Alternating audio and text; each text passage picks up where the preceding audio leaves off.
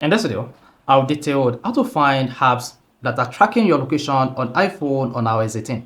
So while installing an application or using the application, you may have mistakenly allowed this app to track your location or exact location, and not until you turn off this feature, this application will be able to track your exact location as you go. So if you want to stop this, you need to follow this step I'm about to share with you in this video. So if I don't know this video, if you found this helpful and informative, please don't forget to like and subscribe. Now the first thing to do here is go to your iPhone settings. On the settings page, just scroll down until you get to privacy and security. Click on that. Now under privacy and security, locate tracking here. Then you should see the apps that are currently tracking your location. Apps that have asked permission to track your activities with an identifier will appear here. Tracking activities blocked by app we've denied access to. So to deny access to all this application from tracking you, all you just need to do is disable all this feature here. Then this application will now stop tracking your activities on other applications and companies' website that you visit on your iPhone.